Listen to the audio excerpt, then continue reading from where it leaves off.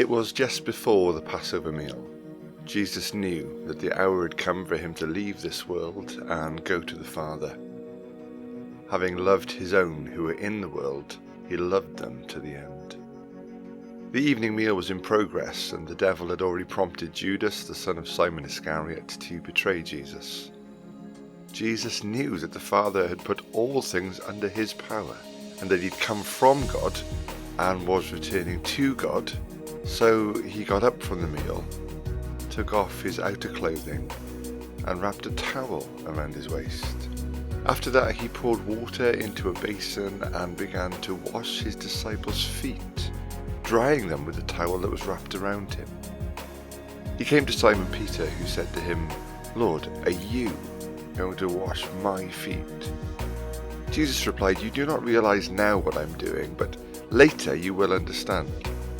"No," said Peter, "you shall never wash my feet." Jesus answered, "Unless I wash you, you have no part with me." Then Lord Simon Peter replied, "Not just my feet, but my hands and my head as well." Jesus answered, "Those who have had a bath need only to wash their feet. Their whole body is clean, and you are clean, though not every one of you." For he knew who was going to betray him, and that is why he said not everyone was clean. When he had finished washing their feet, he put on his clothes and returned to his place. "Do you understand what I've done for you?" he asked them. "You call me teacher and Lord, and rightly so, for that is what I am.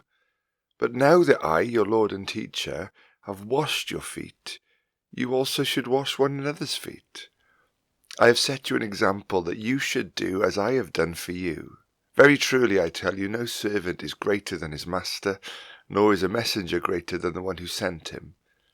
Now that you know these things, you will be blessed if you do them."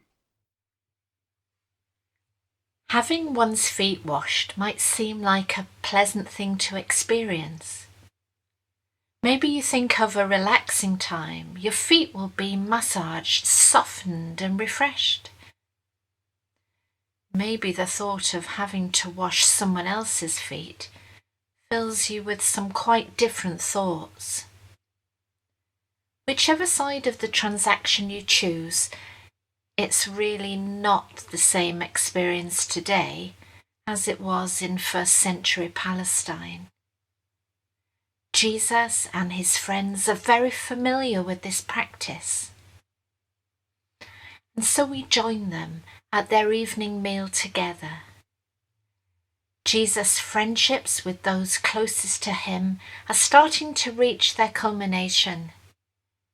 Jesus has loved his disciples to the end. He has loved them as their friend, their master, and their Lord. He has even loved the one who was to betray him.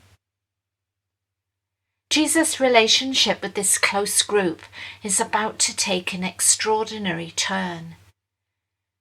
Jesus knows that God has put all things under his power.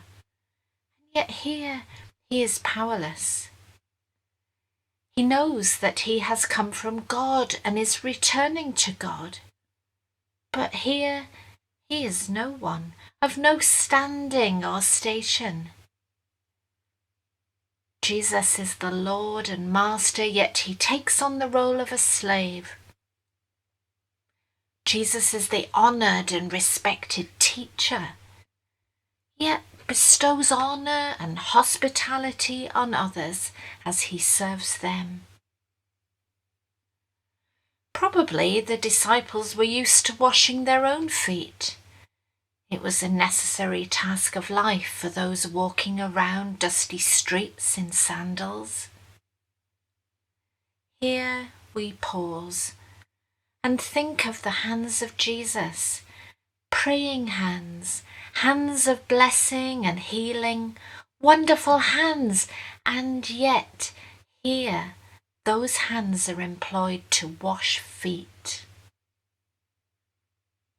The disciples' feet would be hot and dirty.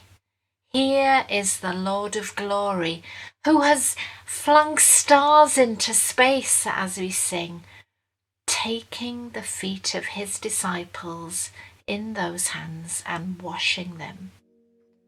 Not only does he wash their feet, but he also dries them with the towel that he's wearing. Jesus the Lord has taken off his outer garments, made himself to look like a slave, and then has taken on the work of a slave. One day every knee will bow at his name, but here he bows low and does this task. What do the disciples feel as Jesus takes their feet in his hands? As he takes care of them and attends to their needs? Are they embarrassed? Is it awkward? Tell me, Lord, what is this love? What is this service? Had we been there, would we have taken the initiative to wash your feet, Lord, as a sign of our love and devotion? Or would the thought never have entered our heads? Show us how to love and serve, Lord, that in so doing we may love and serve you. Amen.